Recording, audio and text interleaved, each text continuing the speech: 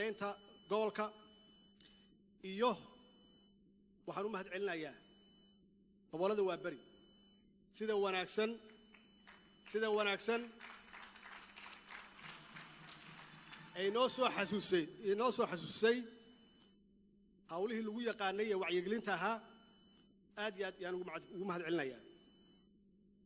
waxaan rabaa inaan xasuusiyo oo amaan xasuusino xaaladda dalka uu ku jiro waxa weeye xaalad dagaal xaaladdan dalka wuxuu ku jiray muddo 10 sano ah waxa isweydiin leh maxaa keenay ileen dagaal wax sahlan ma aha haddii dagaal uu jiro waxa istaaga wax alla wixii horumarin ah ay ka mid tahay waxbarasho hadday noqoto dhaqaale hadday noqoto ganacsi hadday noqoto waxbarasho wax walba waa istaagan haddii uu dagaal jiro maxaa keenay 10 sano waqti yar maaha maxaa keenay dalkan inuu ku jiro muddo 10 sano ah dagaal xaalad dagaal uu ku jiro waxaan idin sheegayaa caawa cilada meesha taala oo rasmiga ah xaaladda rasmiga ah oo jirta in badan oo naga mid ah ma ogin ama kama warqabno dalka inuu dagaal ku jiro waxa dagaal ku jiro oo kaliya dadka dawladda ah oo kaliya iyaga waxa laga rabay dadka inay gaarsiiyaan dalka inuu dagaal ku jiro oo qof walba oo Soomaali muwaadin ah uu qayb ka qaato dagaalka maxaa yeelay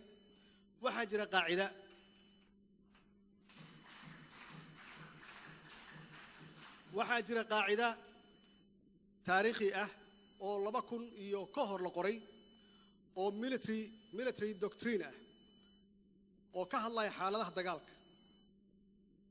qaacidadaas ama formulahaas waxay leedahay haddii dawladda iyo shacabku aysan wada shaqaynayn ama haddii shacabku uusan la shaqaynin madaxdiisa ma guuleystaan macnaheeda cidda shacabka ee la shaqaynayso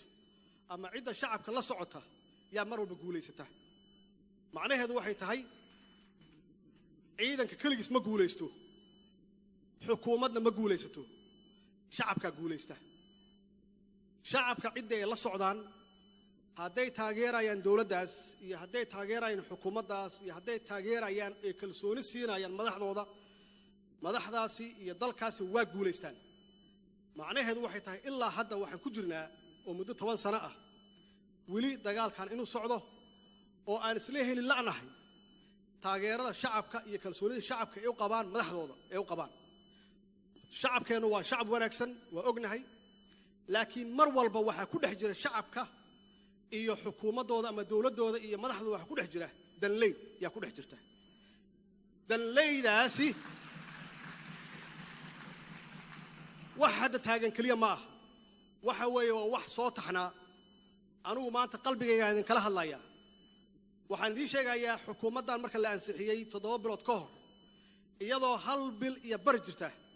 yaa waxa lagu shiray wadanka dibadiisa lagu shiray oo la yiri dawladdan waa in la mucaarado waa in laga hor yimaado waa in mooshin laga keeno waa xaqiiqo way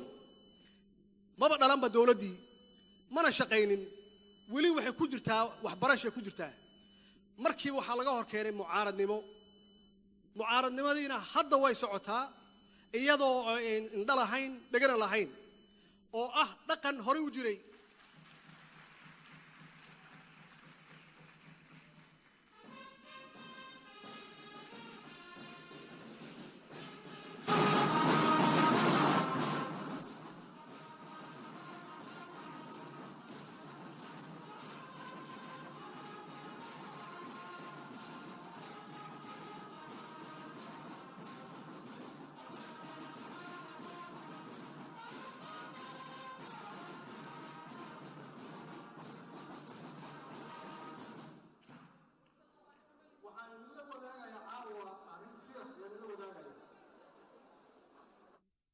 arkaysaan 4 sano ka hor way jirtay dawladdan ka horeysay markii la doortay iyadoo 6 bilood jirta yaa layla soo hadlay aniga oo la yiri waa la mucaaradaya dawladdaas ee ka soo qayb gal oo xaqiiqo waxa idin sheegayo oo waxaan ku yiri dawladdan 6 bilood jirtaaye maxay ay samayso lagu mucaaradaya dadka hawshan hadda ku jira qaarkood markaasna waa ku jireen xaqiiqada idin sheegaya waxaan kula taliyay oo ilaahay hortiisa ah waxaan ku iri waqti hala siiyo dawladdu waa urdun hadda la doortay sanada siiya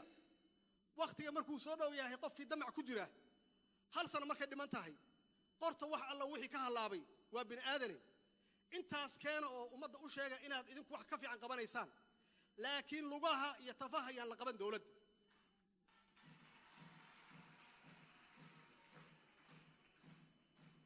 haddana tiibaa socota tafihii baa la rabaa in la qabto oo 10 sano ka hor wixii bilowday hadda ay socdaan oo dib loogu noqdo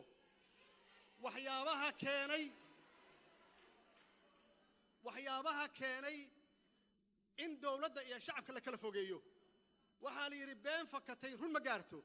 markii propaganda iyo been iyo wax aan jirin lagu celceliyo shacabkii rajadooda hoos yaa loo dhigaya waa la qalbi jabinaya sharcigi ee shacabkii ilaan been iyo propaganda iyo waxaan jirin yaa loo sheegay iyo waxaan xaqiiqo ahayn taasaa waxay keentay shacabkii iyo dawladdii in la kala fogeeyo taasaa waxaa keentay shacabkii in dawladdoodii ay kalsooni siin waayaan oo iyadoo dawladdii lagu dhagan yahay 4 sano ee ku dhamaysta waqtigeedii iyadoon waxba qaban oo lagu dhagan yahay oo isdifaacaysa waxaan idiin sheegayaa xaaladda dagaalan ku jirno naga bixin mayso waxa loo baahan yahay hal cadow yaan leenahay halkaas cadow aan leenahay waa qolooyinka nabadiidka oo shabaabka ah oo maalin walba shacabkeena xasuuqaya oo aanan cidna u naxaynin oo caruurteena leenaya oo aan kala jeclayn qofka inuu dawlad u shaqeeyo inuu shacab yahan kala jeclayn cadowgeena rasmiga ah oo loo baahan yahay in loo midoobo waa kaas weeye markaan ka adkaano aan isku soo noqon annaga dhexdeena propagandada beenta ah oo la leeyahay halkaas qaraxa ku jira propagandada beenta ah oo ciidamadii qalabka siday oo hadda u dhimanaya oo dhufayska ku jira oo duruufta adag haysato oo kaneecada cunaysa yaa shaki la gelinaya iyadoo la isticmaalayo wax laga soo gudbay oo dalkan ku dumay oo qabyaalad ah ma ogolaanayno annaga waxaas ogolaan mayno dalkan dib buu soo maray dhibkii uu soo maray 27 sano waa aragtan meeshaan taagannahay waxaan taagannahay in dalkeennii uu ka liito waddamada Afrika oo dhan uu ka liito annagoo la og yahay inaan nahay dad wanaagsan oo wax walba isaga mid ka ah annagoo la og yahay dad active inaan nahay oo maskax badan annagoo aysan nagu yareen aqoon iyo khibrad saasay tahay dad yar oo danleey ah yaa ummadda ku dhex jirta oo shaki iyo qabiil dhex gelinaysa ummadda Soomaaliyeed way ka kortay hawshaas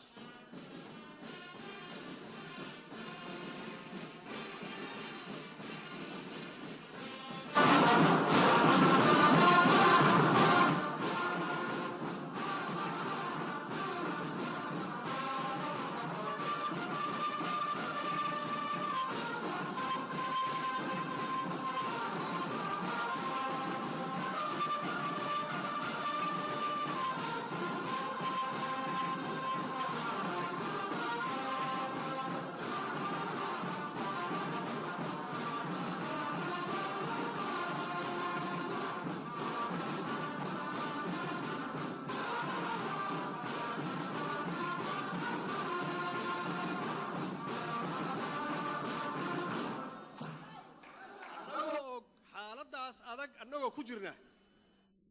wixii dhacay 14 Oktoobar oo ahayd musiibo qaran waxay noo dhashay musiibadaas qaran midnimo qaran ayay noo dhashay waxa taas ay ka turjumaysaa markii aan halkan isugu yeernay dawlad goboleedyadii oo aan muddo fadhinay oo aan ka wada hadlaynay dalkan sidii looga horeyn lahaa qolooyinkan horarka ah oo nabadiidka oo shabaabka ah oo aan ummadeena u naxaynin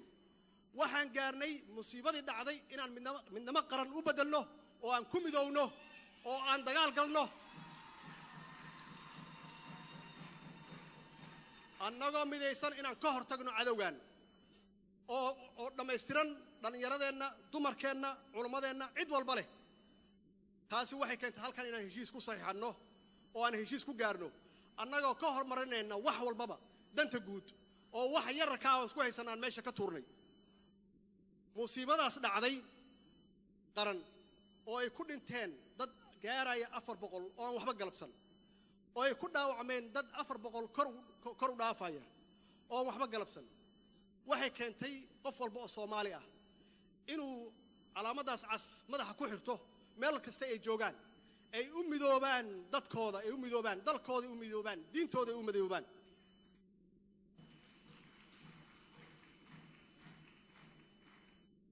waxaan u mahad celinayaa marka doorkii dhalinyarada ay ka qaateen oo ay isugu soo baxeen oo dareenkooda iyo shucuurtooda wadannimo ay muujiyeen ay bannaanka isugu soo baxeen dhowr maalmood ay muujiyeen midnimo ay muujiyeen inaysan ka baqaynin cadowgaana haysta oo dhibka badan oo meel walba taagan oo ummadda leynaya ay dhiig u shubeen oo gurmad qaran ay u sameeyeen ay ku midoobeen inay bannaanka u soo baxaan oo ay la dagaalaan ay diyaar u noqdaan inay cadowgaasi ummadooda ay ka qabtaan in dalkooda ka qabtaan ololahan aan maanta ku baaqnay oo ah nabadgelyada magaalada Muqdisho ololahan magaalada Muqdisho kaliya ma aha ololahan waxa la rabaa inuu xubsiibto dhalinyarada Soomaaliyeed inay u istaagaan ay u kacaan ay u dhaqaaqaan difaaca dalkooda ay u difaacaan waxaan idin sheegayaa rabaa inaan idin xasuusiyo oo meeshan dhowr qof ay ka sheegeen markii ugu horeysay ma dhalinyarada Soomaaliyeed ay midoobeen markii ugu horeysay ummadda Soomaali dhalinyarada Soomaaliyeed ay iska tuureen gudnimada markii ugu horeysay ma waa laga horeeyay 50 sano ka hor ururkii SYL ka ahaa oo u kacay inay dalka xoreeyaan ururka iyaga kaliya ma ahayn wixii dalka xoreeyay waxay ahayd shacabka Soomaaliyeed oo ay kasbadeen ay u muujiyeen shacabka Soomaaliyeed inaysan qabiil lahayn inaysan lahayn kala qaybsanaan inay u adeegayaan qaranka Soomaaliyeed inay isaga mid yihiin midnimada Soomaaliyeed inay keenaan taasaa ummadda Soomaaliyeed ku raacday ummadda Soomaaliyeed oo la socota dhalinyaradaasna waa ognahay waxay keeneen 1960kii xorriyadii aan ku diirsanay muddo 30 sano iyaga keenay hadda marka arrintan dhacday waxaan uga faa'iideysanaynaa waa anigii dhowr dal tagay waxaan rabaa inaan idin la wadaago Suudaan markaan tagay oo aan mas'uuliyiintii Suudaan aan la fariistay waxay igu yiraahdeen soo dhalinyaro ma qabtaan aawe dhalinyaradiinii dhibkaan idin haysta muddo 10 sano ah waxa ka bixin kara dalkiina dhalinyarada Soomaalida ka bixin kara waxay siiyeen tusaale yaab leh waxay yiraahdeen dalkeenu wuxuu leeyahay 9 xuduud lahaa hadda ma laha laakiin 9 xuduud lahaa hal xuduud ma aha inta kale dalalkaas weerar yay ku soo qaadeen waa soo hujuumeen markastana dalkaas waxa ka dagaalay 4 jabhadood yaa ka dagaalay annaga hadda hal inkaar qabta oo dib wadayaala way waxa nala dagaalaya dawladda daris oo dib nagu haya ma jiraan waa hal inkaar qaba oo aan islaan ahayn oo aan cidna u naxaynin waxay yiraahdeen waxaan uga adkaanay imaqla si fiican imaqla waxaan uga adkaanay yiraahdeen waxaan uga adkaanay dhalinyaradeenii baa kacday yiraahdeen dhalinyaradii aan abaabulnay dhalinyaradii wax alla wixii iskool dhiganay qalinka waa dhigeen wax alla wixii shaqeynayay shaqadii waa ka tageen wax alla wixii ganacsadaha lacagihii kulli waa dhaafeen waxay u baxeen kulligood inay dalkaas ka difaacaan 8daas cadow iyo 4taas jabhadood oo dalka rabay inay burburiyaan intaasna waxaa dheeraad ku ahaa waxay qabeen cunaqabateen hub siyaasadeed maxaan ku raahdaa ganacsi wax walbay qabeen waa isku tashadeen dhalinyaradoodan badbaadisay aaway yiraahdeen dhalinyaradiinni meeye diyaar muu tihiin inaad dalkiina difaacdaan diyaar muu tihiin dalkiina u dhimataan diyaar muu tihiin inaad dhaqaalo ku bixisaan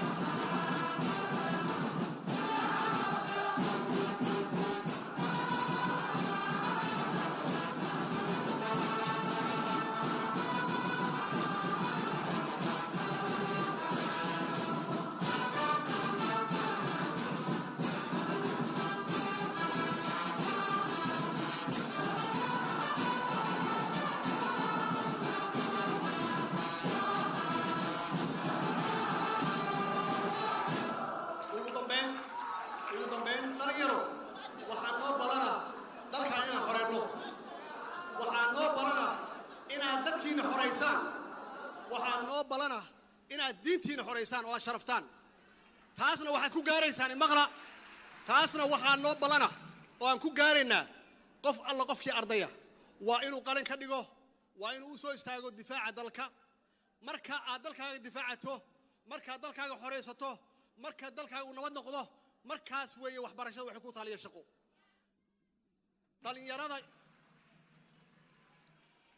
dhalinyarada shaqaysa waxaa noo balana idinkana dalka inaad xoreysaan soo maaha xorriyadda dalka soo koow maaha soo muqaddas maaha wasalaamu calaykum waraxmat ullahi wabarakaatu